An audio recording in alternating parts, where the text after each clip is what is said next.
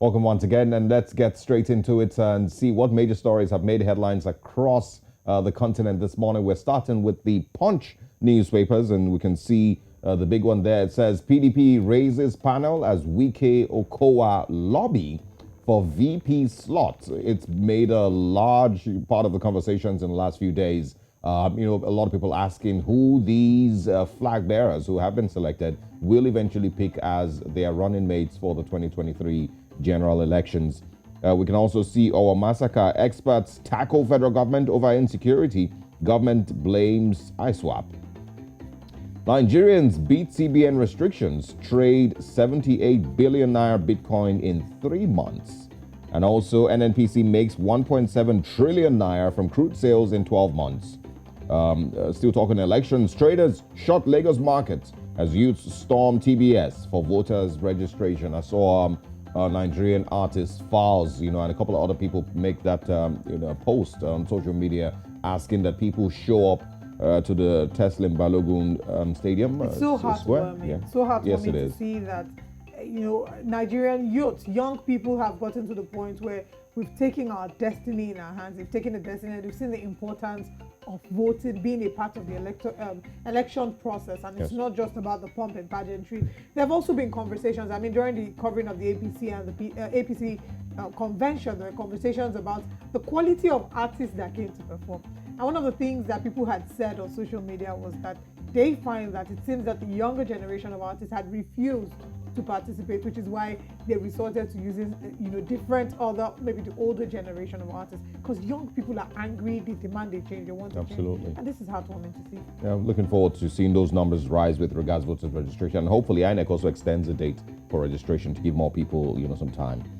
All right, still on the Punch newspapers, federal government spending on trader money and others hits 36.3 billion naira. And we can see pictures there. Tinubu pays surprise visit to Oshimbajo. Buhari hosts APC presidential candidate. Okay. Yes, that surprise visit to Oshimbajo was an interesting one. Very interesting. Because there have been speculations on social media about the fact that there was an unseen animosity going on between them. In fact, there was a video clip that they had cut out to say, did you see the way Tinubu snubbed the vice president to go greet the president? But like they say in politics, there are no permanent friends, no permanent enemies, just interest, aligned permanent interests. We'll see how it turns out. We can also find here cultists kill Lagos trader in sister's presence. Family slams police, and Lagos mob burns 30 Okadas. Beat motorcyclist for killing pedestrian. These are the stories that we can share at this time on the Punch newspapers. Okay, let's move over to the Blueprint on the front page of the Blueprint newspaper. Still here in Nigeria, since as INEC sets June 17 deadline on running mate National Assembly, APC Northern Governor meets Tinubu, more Muslim ticket. That's on page 6. PDP weighs Wike Okowa Udom options. Osauge took that on the Punch newspaper. I will build on Buhari's legacies, says Tinubu. That's interesting. It'll be nice to hear a proper breakdown of what these legacies are and what Tinubu looks forward to doing should he become president. And Nawaj visits Tinubu assures of support. Nawaj makes case for female vice president, deputy governors on page 5. There's a case for a female vice president. Osauge, do you think that that's possible? Possible. I don't think so. I don't think we're there yet. I think it sounds good, to proposition to it sounds really, really nice, but at this point, a lot of Nigerian politicians are desperate for whatever would win them the elections. Yes. And I don't think Nigerians in general have been sensitized to that extent where they would love to see a female vice president. There's a lot of work that still needs to be done to get more women in office and in governance, but we'll see how it goes. Absolutely. Now, still on APC primary, but talking about the vice presidential candidates being a woman, I've heard from Osauge. It'll be nice to hear what Joe thinks. Good morning, Joe. It's always a delight to have you here on the front page of the newspaper. Joe, what are your thoughts as regards having a potentially female vice presidential candidate? That would be amazing. That would be something that we've never seen and something to look forward to. It will be very, very, very amazing. I mean, but the question is Is that possible? Is it possible? Exactly. Is it possible? Are we ready for it now? Are we ready for it? That's the question. But it sounds really good. It sounds really sweet. And let's see who would take up that mantle first. Who will do it? And Funny enough, hopefully the others will follow. It just might be the master stroke that one of these three major, contenders needs. And we are still arguing about it just might be. We're to still be arguing honest. about Muslim tickets. We're still arguing about zoning. We have a lot to argue. I don't know if we are ready. I'd be more than excited, more than delighted to see a female vice presidential aspirant, but I don't know that we're ready for that now. I really do hope it happens. I will throw my weight behind her. Just keep the fingers crossed. Anything can happen. Anything. Okay. After all, I'm sure a lot of people were shocked at what happened just a fortnight ago. Definitely shows that anything can happen. Okay. Now, still a few more stories here on the front page of the Blueprint. APC primary, regardless of outcome, UI winner. Youth group tells Oshibanjo. VP congratulates Tinubu on presidential ticket. I saw a very heartwarming post his wife put about him. You're just basically praising him and saying, I am proud of you. Well done to him. Rwanda to outgrow Nigeria, South Africa orders in 2022. This is by World Bank and it's on page 23. They're certainly doing something right there that must be celebrated. It'd be lovely to, of course, speak with our correspondent in Rwanda to find out what's happening there and how the World Bank has reached this prediction. Our church massacre likely carried out by ASWAP, says federal government. They expressed concern over blasphemy killings. Kaduna confirms 32 killed by terrorists, denies use of helicopter. This is another killing that must be brought to the fore.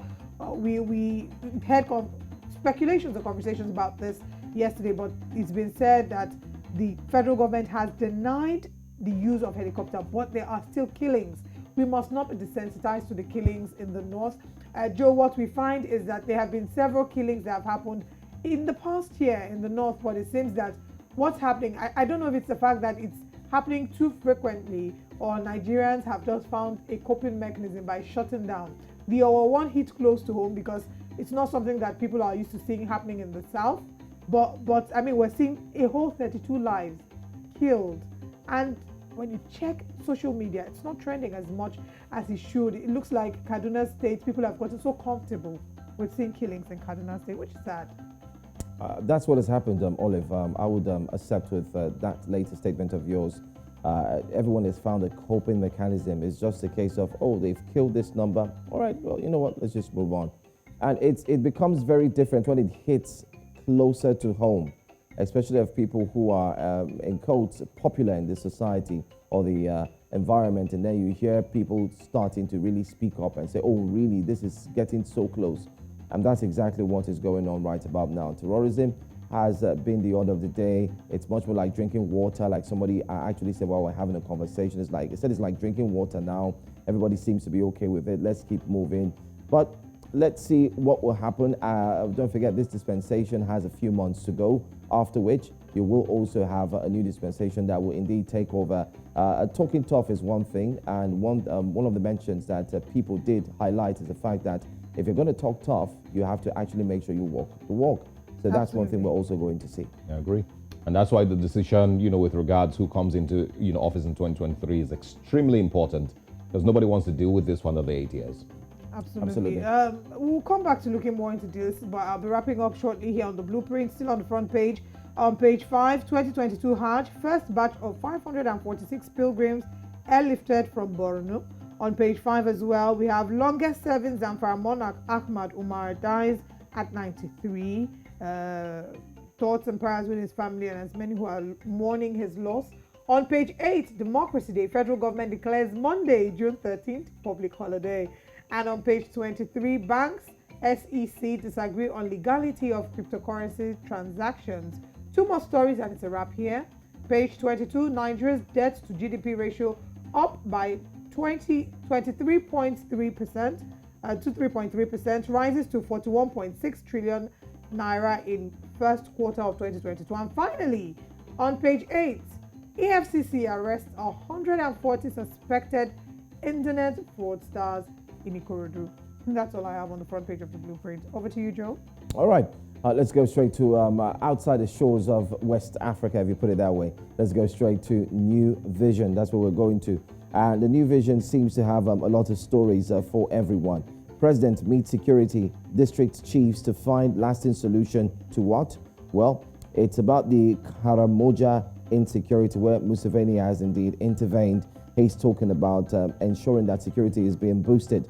If you notice something, Olive and Osago, of course, to our viewers, you notice that Africa is indeed grappling, is fighting and struggling with a lot of insecurity cases. And that's exactly what we're seeing here as well. In Uganda, it's no different. Remember, you do have Somalia, where the new president is also going to have that on his list. Possibly to be number one.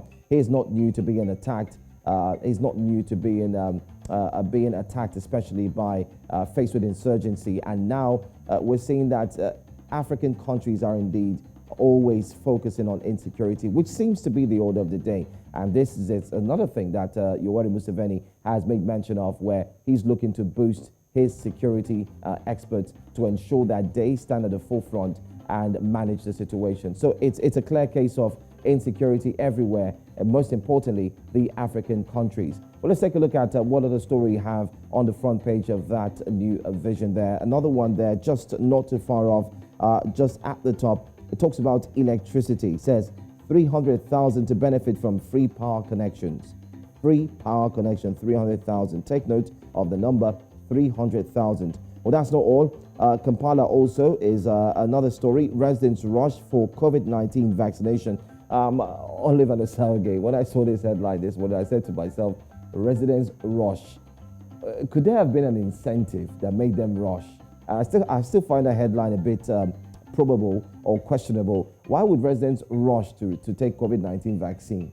It's not food, it's not money. It's not like it's a jackpot where they're rushing to take it. So could it be that there's a law or there are stipulations being made that if you do not take this COVID-19, you will not receive $100,000 or something? Anyway, you can read up for that story and you'll find out what it says. It's on page 8. Residents rush for COVID-19 vaccination. I wonder why they're rushing. They were told to do that from months long before. Let's also look at one last one. Disease. 71 districts report malaria upsurge. Yes, in case you do not know, once we get to the rainy season, it's one season where you see a lot of increase in malaria. I mean, a lot of people are still battling there. So whenever it rains, you have that happening. And Uganda is no different. That's why they have that. And you find that story on page 3. You might want to read up and see how best you could also protect yourself and, of course, your family.